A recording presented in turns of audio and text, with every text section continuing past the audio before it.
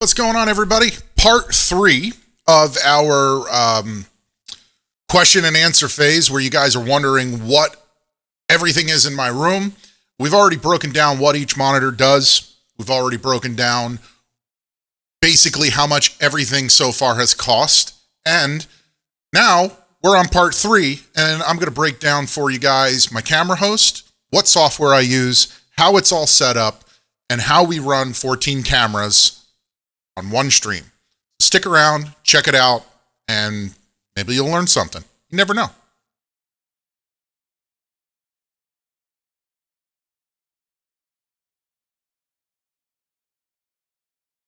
So, this is part 3. We've got a bunch of things that we're going to go over, namely cost breakdown of my host camera system, and basically the software that I use to make it work across my network. I'm also going to give you guys all the hardware that's involved in all of that, and I'm going to show you a little bit of it. It's really simple how it works. After you learn how to do it all, it was a little bit of a challenge for me. It took me probably about a month to really understand how everything worked. But when I break it down for you guys, you're going to be like, that's simple, he's so dumb.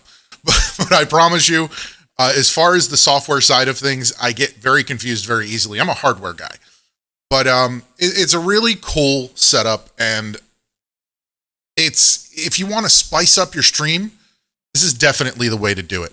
So let's start off with introducing you to the camera host. Really simple. You guys have already seen the entire setup. Up there on the shelf, you guys can see there's a case. I'm going to get up and point to it. We're going to have a pop-up so you guys can see it a little closer. That guy's sitting right up there. That's my camera host. Believe it or not, I have exactly $1,100 invested in that computer. $1,100 bucks. That's all it cost me. I know you guys are thinking you need something crazy to be able to do what I do, but you really don't. The software that I use is called NDI.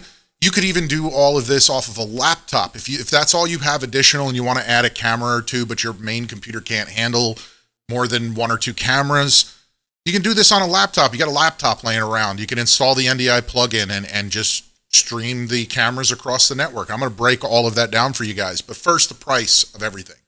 So $1,100 for my camera host, which is also my home media server. In the front, you guys saw those little lights there. I'm going to switch back over so you guys see what I'm pointing to. Those little lights, there's a drive tray in there, and there are 4 2.5-inch 5 terabyte hard drives, which I have configured in a RAID array, and gives you a massive amount of storage. And I have all my movies on there. The household automation software is installed on there. Nothing too terribly special, but I have a home theater, and obviously almost every room has a TV, but up in the home theater, I'm able to access those movies across my network, and I can watch, 4K movies in all of their glory across the network upstairs without having to collect DVDs and Blu-ray discs. Or, if I don't want to stream something, if there's nothing streaming, I can just, pop on the network right there on the computer upstairs and watch it on the big screen. Also in that case, we have a 13600K i5. It has integrated graphics. There's no video card in there. Everybody's asked me, well, what kind of video card do you have and what does it take to build? It's really not as much as you guys think it is. So that 13600K and its integrated graphics is more than enough that it handles everything I need it to handle, because I'm not streaming off that box. That's not the stream box. In the standard streaming world where people have a dual computer setup, one computer, usually the slower, lesser used computer, because you want all that power for your gaming machine, is the host that handles the stream, the audio, and additional cameras and everything, the OBS software. And when you go live on the other computer, and then from your gaming computer, you just sort of push that information over to it. I don't do it that way. My gaming machine, which you guys saw in the previous video, is a beast. It handles everything I need it to handle. I prefer having it all on one machine. And technically, I'm still a one PC streamer because all that that box does is host my cameras. That's it. It doesn't handle audio. It doesn't handle video. It doesn't do anything but run 7 cameras, and that's it. The cameras go in. The NDI software that's plugged into the OBS that's installed there broadcasts that information out across my internal network, and this machine sees it, picks it up, and lets me use it here for you guys to see. It's that simple. I don't do anything else with it. Other hardware that's in that box to total up to about the $1,100 range that you guys were talking about is there's about a $250 motherboard. I made sure I got a decent motherboard to go with that. It is a DDR4 system. It is not DDR5 because I didn't want the speed in the sense of a beast of a computer that was going to cost a fortune.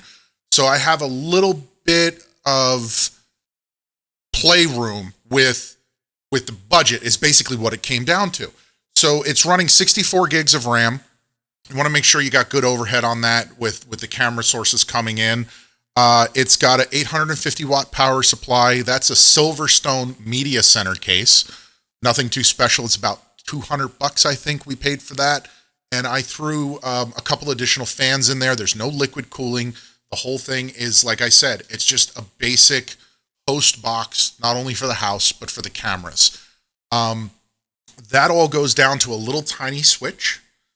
There is a 5-port, 2.5 gigabit switch there, because hosting this across the network, I'm actually going to pull this up for you guys to see. Because hosting this across the network, you want the bandwidth. You want that power to be able to get the signal across the network. So it's, you know, it's smoother. If it's a gigabit network, it'll work, but I figured that if I was going to be streaming across my network with 7 cameras, I wanted to make sure I had as much speed as I could push. My whole house is 2.5 gigabits. So the internet comes into the room, goes into this switch, and then the switch goes to the host and then goes to the main computer, which is up on the wall. You guys saw that in the previous video. And this box may be a lot of money. You think it's a lot, but for that price at 2.5 gigabits a second this is really reasonable. Also in there, to be able to run all the extra cameras. Most machines, most computers you build, depending on how many USB ports you have, you can probably run about 2, maybe 3 cameras. If you push it, you can do 4, possibly 5, if you have a lot of USB ports and a really beefy gaming rig. But to make life easier, not only do I use this switch, but I use one of these. This is a PCI Express dedicated USB controller. This basically plugs into the computer and takes all of the load off of your USB controller that's built into your motherboard on the computer itself. This becomes an independent, basically, party. And this handles all of the signals for whatever additional cameras you want to add. There's roughly 4 cameras, maybe 5 running on this, and the other 2 run off of the motherboard itself inside of the host computer.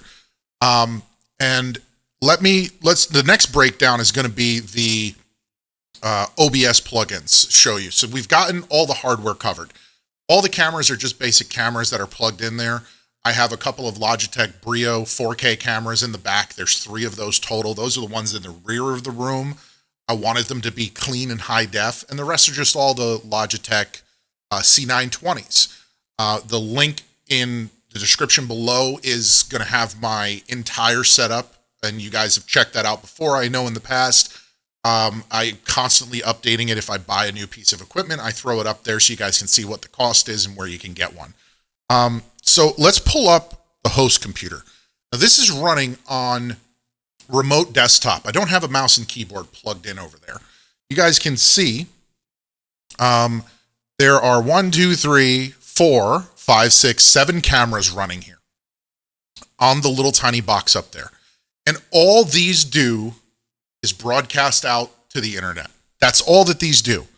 So I have all of the cameras here running, our rear cameras and our surround cameras, and it's really simple. So you go over to the NDI website, and there'll be a link there where you can go and download OBS NDI plugin. This is the integration plugin for OBS Studio, okay? Must have version 28.0 or it's not gonna work. There are older versions if you scroll down. And it's really simple. You install this on your host, you install this on your main. Really, really, really easy. On your host computer, that's gonna be hosting however many cameras it is, and this is how I did it, you install your cameras and you set up your scenes, name them appropriately, and add the cameras as an individual camera. Normally, like you would do with everything. Nothing special there.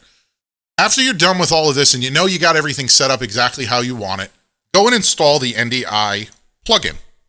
NDI plugin's very easy. It takes 20 seconds. It's going to want you to restart OBS and then restart your computer. Once you get it set up, you open up under Tools, you go to Main Output. That's because that's what this is. The host here is the main output. So you check that off and you name it, whatever you want to name it. I've named mine Camera Host. Really simple. I ignore every other setting here. There is no need for any of that. Now, you must be wondering, well, it can't be that simple. It really is. It's really, really simple. Now that you have everything all set up, it's installed, it's already set, and it's broadcasting out across your network. That's it. You're not done. You need to do one more step on the host computer. Every single camera, you need to go in, right-click on the camera, and add a filter. And the filter that you're going to add is a dedicated NDI output filter. It's so simple. Name it, standard naming convention, whatever it is. If you're going to do 5, 6, 7 cameras like I have, make sure you know where every camera is. It makes it easier if you're organized now. So later on, when you go to add them, you know where the camera is, and you can name it in your Stream Deck. It just makes life simpler knowing where everything is quickly and easily. Once you've added your dedicated NDI output, that's it. Once it's on there, this one's named Right Center.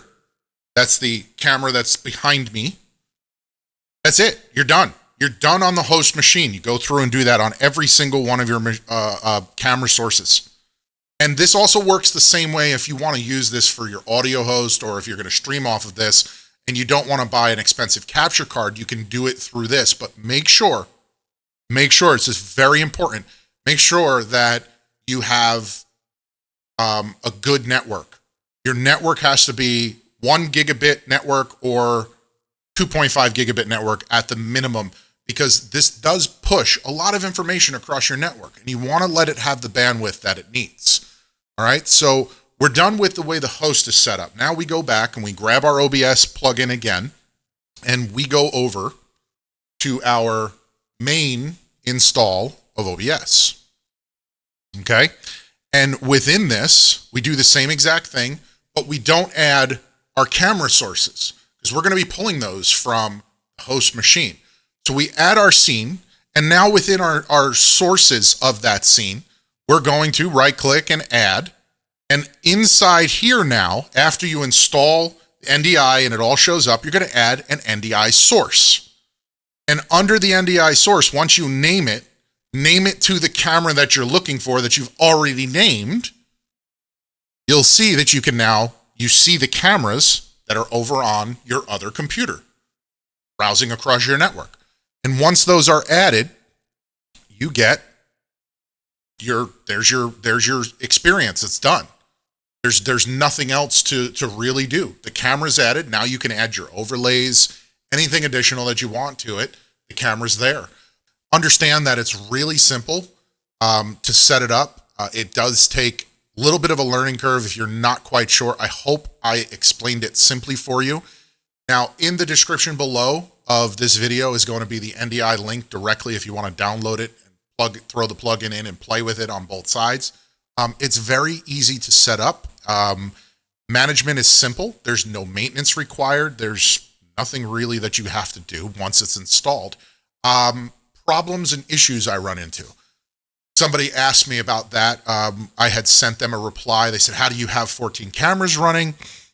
And I've explained to them that how the NDI works. And their first question was, well, what kind of issues do you have with that? How stable is it? It's extremely stable. The only downside to the entire situation is that OBS doesn't save your camera settings. So every time I go live, if I turn the box off and I shut OBS down, every time I go live, I have to go in and manually readjust all the cameras before I actually click the go live. That's about the only downside to the situation. But that's not an NDI plugin problem. That's an OBS thing. They had promised that they were going to be releasing that, and then they rolled it back where OBS was going to save all our camera settings. I'm very excited for the day that they do that, because it does become tedious when you have 14 cameras you have to manually set up. Now, you guys might also ask, you only saw 7 there. There's only 9 here. And 10, 11, 12. And number 13 is the top-down camera. Well, where's number 14? Everybody's been wondering, and you guys ask, because you all have seen everything that we do here on the stream live. Well, number 14 is my phone.